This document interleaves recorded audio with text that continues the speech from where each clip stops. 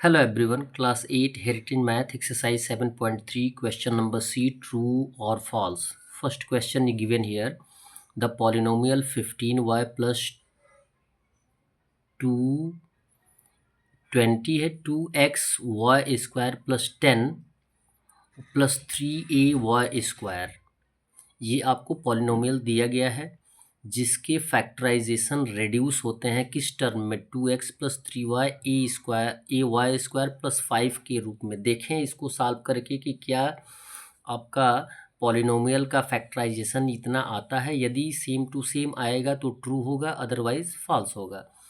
हमने आपको पॉलिनोमियल लिखने के लिए बोला, सॉल्यूशन में पॉलिनोमियल लिखा गया।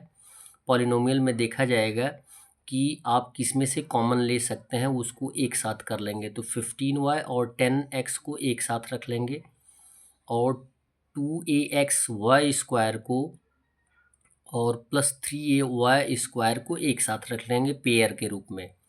पेयर के रूप में रखेंगे तो यहाँ से हम 5 कॉमन ले सकते हैं क्योंकि 5 से दोनों कट जाएगा। तो 5 कॉमन हमने ले लिया।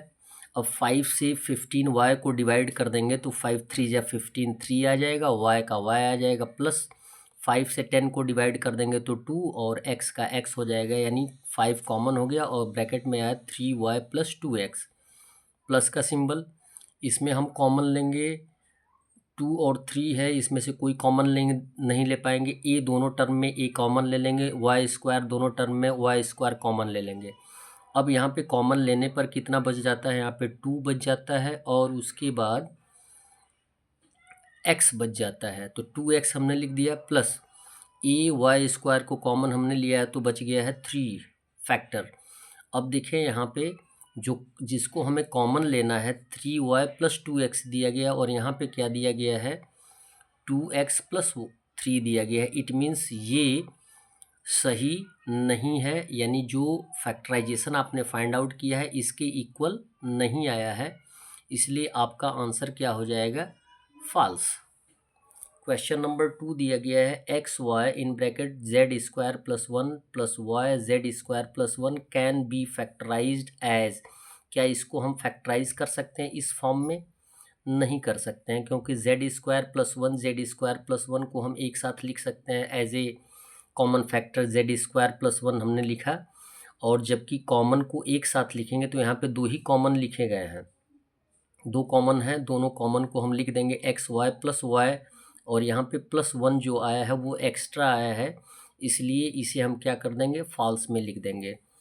Third question is given here, the polynomial 2b² plus bc plus 8ab plus 4ac has 2 factors. इसके 2 फैक्टर्स हैं जिनको आप कह सकते हैं कि ये फैक्टराइजेशन रिड्यूस करते हैं इस टर्म में।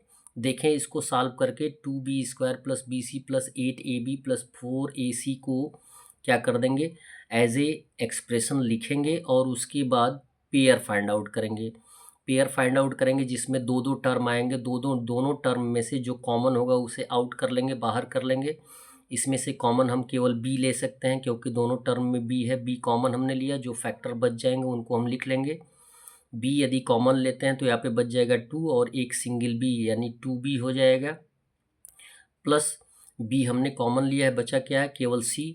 यहाँ अब दोनों जो टर्म पेयर फाइंड आउट किए गए हैं उनमें से हम कॉमन लेंगे, तो यहाँ पे देखेंगे कि 4 से दोनों कट जाएंगे, तो 4 हमने कॉमन लिया, और दोनों टर्म में a है तो a को भी हम कॉमन ले सकते हैं। क्लियर है, यानी 8ab में 4a से डिवाइड करके देखिए, 8ab में 4a से डिवाइड कर दीजिएगा तो 4 1 जा 4, 4 2 जा 8, a से a कट गया, बचेगा क्या आपका 2b, तो 2b हमने लिख दिया।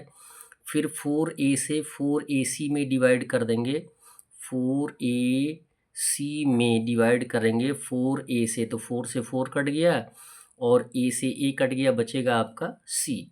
अब कॉमन फैक्टराइजेशन के रूप में 2b plus c single time आ जाएगा। 2b प्लस c आप बाद में भी लिख सकते हैं, पहले भी लिख सकते हैं। कॉमन को एक ब्रैकेट में लिख लें, b प्लस 4a एक ब्रैकेट में आ गया, और जो कॉमन टर्म आया हुआ है 2b प्लस c एक ब्रैकेट में आ जाएगा।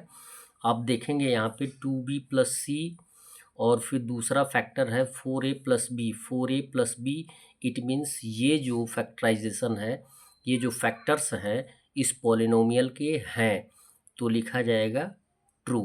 That's all. वीडियो को लाइक करें और चैनल को सब्सक्राइब करें। धन्यवाद।